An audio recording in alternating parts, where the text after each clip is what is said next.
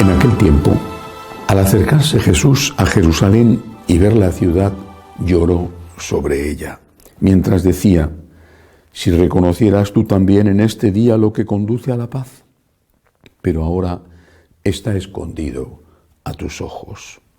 Pues vendrán días sobre ti en que tus enemigos te rodearán de trincheras, te sitiarán, apretarán el cerco de todos lados, te arrasarán con tus hijos dentro y no dejarán piedra sobre piedra, porque no reconociste el tiempo de tu visita. Palabra del Señor. Gloria a ti, Señor Jesús. Jerusalén era para los judíos mucho más que la capital de su reino. Era el lugar donde estaba el templo, el único templo judío. Lo demás eran sinagogas, no tenían nada que ver con el templo. Nada que ver en el sentido de que en el templo había una presencia de Dios, mientras que las sinagogas eran lugares de oración y sobre todo de lectura de la palabra, de meditación. Jerusalén era mucho más de lo que para cada uno de nosotros puede representar la ciudad donde ha nacido o la ciudad que ama. Y si para nosotros la destrucción de nuestra ciudad querida o de nuestro país es tremendamente doloroso, o sería tremendamente doloroso, para un judío la destrucción de Jerusalén era mucho más que la destrucción de su ciudad amada. ¿Cuántas veces yo, que soy español y que he nacido y vivido casi toda mi vida en Madrid, cuántas veces añoro mi patria ahora que no estoy allí y que por la epidemia no puedo ni siquiera visitarla? Y cuántas veces añoro los paseos por mi ciudad y todo lo que en ella hay. Decimos los madrileños que de Madrid al cielo y desde allí un agujerito para poderla ver, aunque estemos lejos. Y sin embargo, si yo tuviera que asistir desde lejos a la destrucción de mi ciudad, con el enorme sufrimiento que eso me causaría por las personas y por todo lo que hay en ella, mi sufrimiento no sería parecido al de Cristo, al de cualquier judío. Esto de lo que Jesús habla ocurrió aproximadamente 40 años más tarde de lo que Jesús anunció. Aunque ya la lucha comenzó antes, la destrucción de Jerusalén en el año 70 es el final de una etapa que empieza antes con la rebelión de los judíos contra Roma. ¿Qué es lo que está diciéndoles Jesús? Que no han conocido su visita, dice que no le han conocido a Él, que han estado con el corazón puesto en otras cosas. No solamente que no se han dejado purificar por los nuevos mandamientos del Señor, que no se han dejado purificar de su ley antigua, quitando aquellas cosas que se habían adherido con el paso de los siglos, pero que no eran la voluntad de Dios. Por ejemplo, el riguroso precepto del sábado o la marginación de la mujer. No solo eso, también que estaban con la mente, con el corazón, con las fuerzas y a veces con la sangre, pendientes de una causa política. Una causa que no era mala. No me parece que sea reprochable que un país quiera su independencia de otro país que le ha conquistado. Ese era el caso de Israel. Ciertamente no solo de Israel, había muchos países así. Y no solamente en Israel, había movimientos de resistencia. En España lo hubo también cuando los íberos se enfrentaron a los romanos, por ejemplo, la resistencia en la ciudad de Numancia, que quedó también completamente arrasada y aún se ven las ruinas en las cercanías de Soria. Es legítima la resistencia contra el invasor, pero ¿a costa de qué? ¿De sangre? ¿A costa de violencia? El pueblo de Israel estaba para otra cosa. Había sido elegido por Dios para otra cosa, había sido propiedad de Dios, consagrado a Dios para otra cosa, para llevar al mundo entero el mensaje no solo de la existencia de Dios, sino de cómo era el Dios que existía y de cómo había que tratar a ese Dios con respeto y sobre todo después de la venida de Jesús con amor.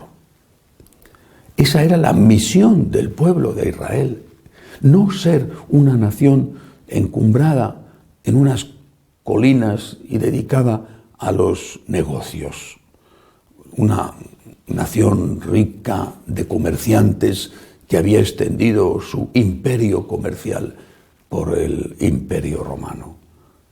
Para eso no había sacado Dios a Abraham de Ur en Caldea. Para eso no les había liberado de Egipto. Para eso no les había hecho volver de la esclavitud de Babilonia. El designio de Dios para Israel era muchísimo más que ser una pequeña nación influyente por su gran capacidad para los negocios. La misión de Israel era, lo decimos con nuestros términos, la evangelización. Lo mismo tiene que ser para nosotros. La evangelización es nuestra misión, es nuestro objetivo en la vida, el primer objetivo en la vida. ¿Por qué? Porque hablar de Dios, enseñar quién es Dios, enseñar a amar a Dios, es traer la paz, ofrecer la paz, dar la paz. Lo dice Jesús, empieza con eso precisamente el tema de hoy. Si reconocieras tú también en este día lo que conduce a la paz, pero ahora está escondido a tus ojos. Nosotros no lloramos por Jerusalén o no lloramos por nuestras ciudades, aunque no sabemos lo que ocurrirá, ciertamente. Siempre hay temores a guerras. Pero lloramos, por ejemplo, por nuestros seres queridos. ¿Cuántos padres lloran por sus hijos?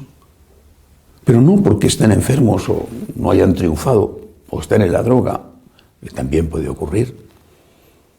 Lloran por sus hijos porque han perdido la fe. Y los ven darse golpes en la vida, hacerse daño.